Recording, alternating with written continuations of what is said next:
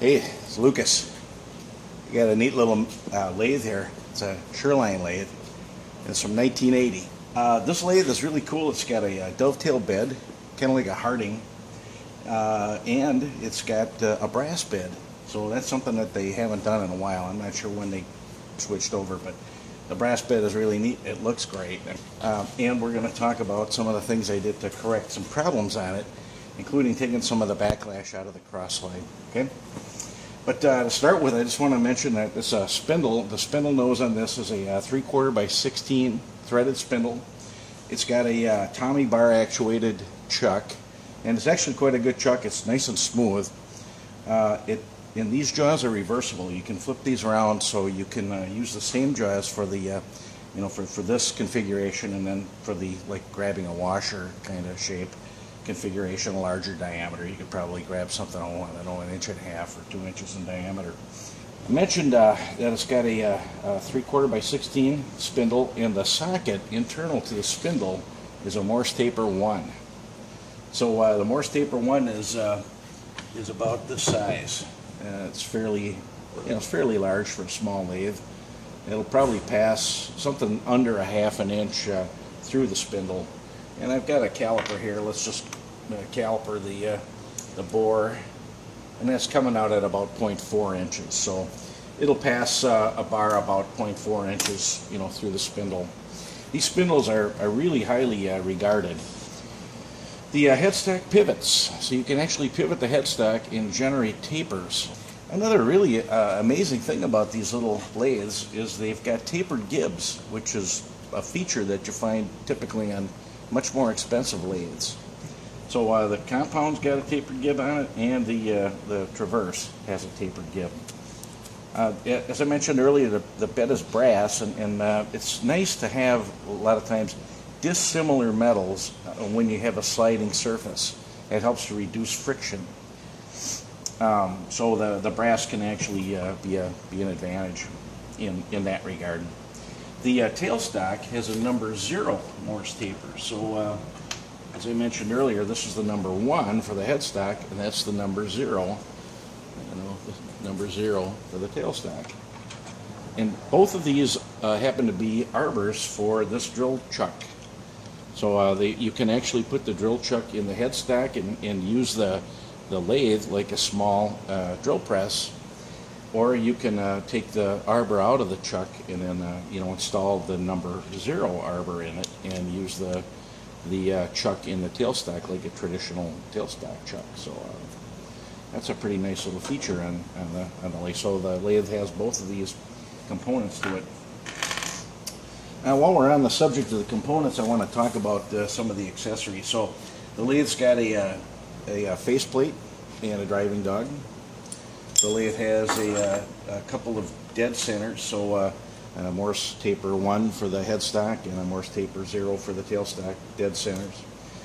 It's got a Morse taper 0 live center for the tailstock, which actually I think is typically what you'd want to use. You don't have to worry about lubricating the dead center on the active end, the tailstock end. It's got a steady rest, and it's a nice steady rest. Boy, it's in great shape. It does look like it's been used. It's got some, the fingers have some evidence that it's been in contact with the workpiece, but nothing. There's plenty of meat left in these. You can definitely use the steady rest. Let's see, it's got a couple of wrenches, they're Allen wrenches. It's got a small, this is the size Allen wrench that's typically used on the machine. It's used just about everywhere on the machine. It's used here on the tool column, and it's used for the gib adjustments, etc. It's a duplicate of that. Tommy bars, and then a bunch of tooling and a couple of shims. The shims are necessary because actually you have to shim the tool to get it up to the center height of the workpiece. And for traversing, it's pretty important for that, but it's really nice to have the tool at about the exact center height when we're facing, so we're not left with a nib on the end of the workpiece. So this is a little piece of aluminum. We're going to show it cutting. I just want to make sure I got everything. The longitudinal screw, the screw for the longitudinal feed, is actually underneath the bed, which is nice because that protects the lead screw.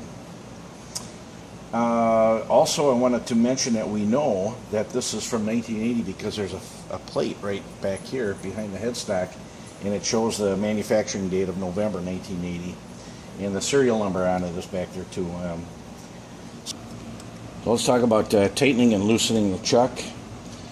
So to loosen it, one drives this plate that way, and this is held onto the spindle. I guess we could actually take this off just to show it. We can lock the spindle with this Tommy bar, this one, and then unscrew it with that one. So that just unscrews like that. We're going to tighten it up.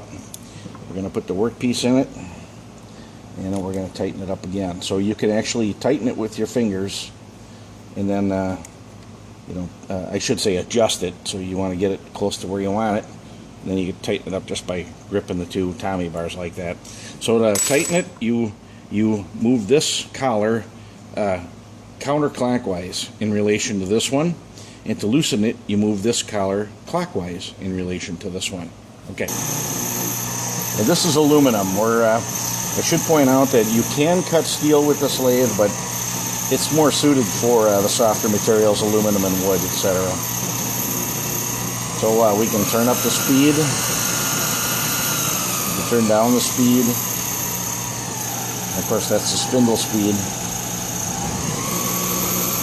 And the aluminum cuts real nice at higher speed with the high-speed steel pull bit, which is what we've got in there. And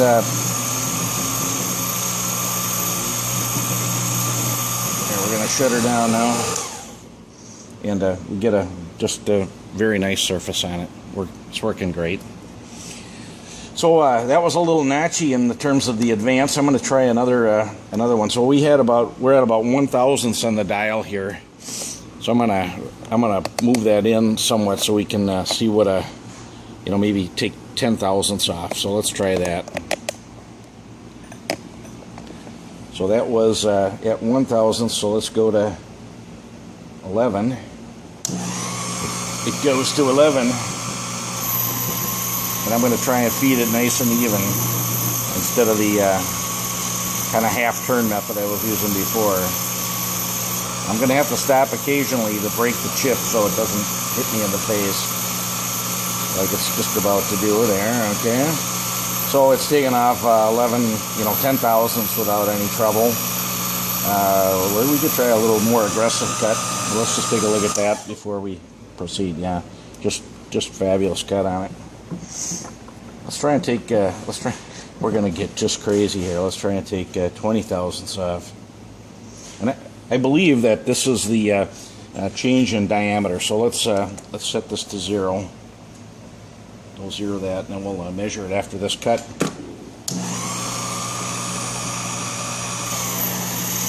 And you can hear the motor is definitely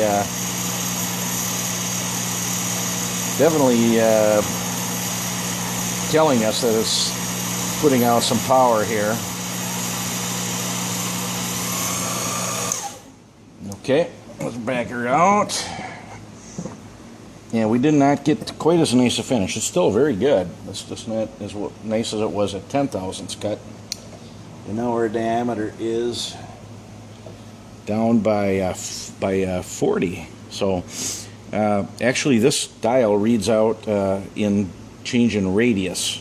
So the change in diameter would be 2 times whatever is indicated on the dial. Okay, so that's good to know. I actually did not know that till just now. So all right, that's the let's do one more cut. We're going to take another 10/1000ths off. So we're going to reduce the radius by 10/1000ths and the diameter by 20/1000ths. Look at that chip, just nice and even and nice and long, no breaks in it. And there we go. So that's the lathe cutting aluminum. I wanted to talk about removing some of the backlash in the crosslight. I found a really good way to do that. Yeah, look at that. Okay, so we're gonna just loosen this up, and I'm going to show you how I take out the backlash in this. So first thing I want to do is turn it counterclockwise.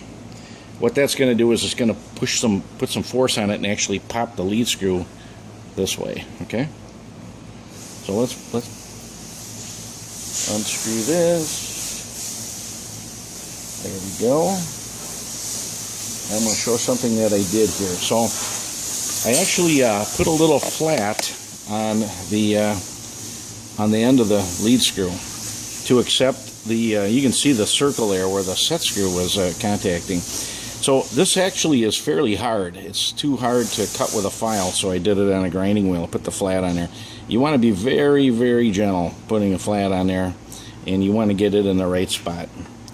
There is a little hardened arbor shim right here. Okay, see that? You don't want to lose that. If you do, you can buy other ones. They are available. You want a 1/4 inch ID by, I think it's about 3/8 OD. And in fact, you know, a pack of shims of that size might be handy for also adjusting backlash. But in fact, if you do this method, you could probably just get away with the one arbor shim that comes with the cross slide. And by the way, there's another one out here. I believe there's probably one here too, though I haven't had that apart. Okay, so what I'm going to do is I'm going to put just a cylinder of steel in through this hole, and I'm going to show you the dimensions. It's about 0.27. Oh, sorry, we better zero that. It's a little more than 0.27 there. Yeah, let's, how about that? 0.27, and it's about 2 inches long. So it's 2.3 inches long. Okay, so totally not. It doesn't have to be precision. It just has to be adequate to fit in there. You don't want it too small because it'll drop down and won't contact the end of the screw, and it certainly can't have it too large or it won't go through the hole. Okay, now I'm going to go and get a clamp. Okay, so now what I've done is just put some tension on this clamp to hold on the back. I'm pushing on that cylinder, and in the front I'm pushing on the dial.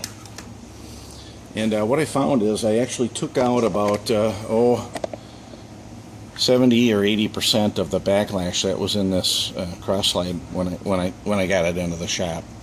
So we've got tension on this now. It's pushing these together. We turned this to push the lead screw this way, and now I'm just going to tighten this set screw up right here.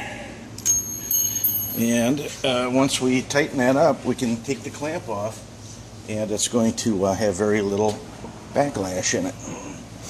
And let's do that. There we go. Now I'll take the clamp off, pull the pin out of the back, and we can see how much backlash we've got in the system. And really, the backlash here is, we're only talking about the backlash imparted by the gap between this hand wheel and that little arbor shim that's in there, and then this barrel right here. So this is the barrel, and this is the dial. Okay, so we're at 40 there, and I'm backing it up, and I'm feeling resistance at 39. So we've got about 1/1000th of backlash between here and here, or 1/1000th clearance, which is just about ideal. Actually, it might be more like 1.5 but it's very, very good. It's very low. And the backlash in the lead screw itself, I can't feel any. So I mean, there's almost no wear on the lead screw or the nut that's in the cross slide. And I found, you know, I did a similar. I didn't use a clamp, but I tried to minimize the gap between this this dial and this barrel. Okay, and what I found here is I've still got a little bit. I think it's probably, I can see the gap changing here, so I'm going to actually try and soup that up a little bit more. Somewhere along the way, this lathe is, I think somebody put a screw that was too long in one part underneath the carriage here. So there's a few little divots in the brass, but That's in an area that's absolutely not used by any of the sliding elements on the lathe. So nothing actually slides on that or contacts that part of the bed. One more thing. I mentioned this was a Sherline lathe. It doesn't say Sherline on it. It says Sears Craftsman. It's a Sherline, 100%. These were sold by Sears Craftsman. Of course, Sears really didn't make any of their own products. They contracted with different manufacturers to make products that they would put their name on. So the fact is, this is a Sherline. There's plenty of parts. This company is still in business. They make all kinds of nice accessories for this lathe. I believe there are ways to automate the longitudinal feed on it. That's just a bit of information. It's got a nice urethane belt here. It's in great condition. I don't think this lathe has had, very much use. So it's a sweet little machine. This is Lucas with this nice little Sherline lathe.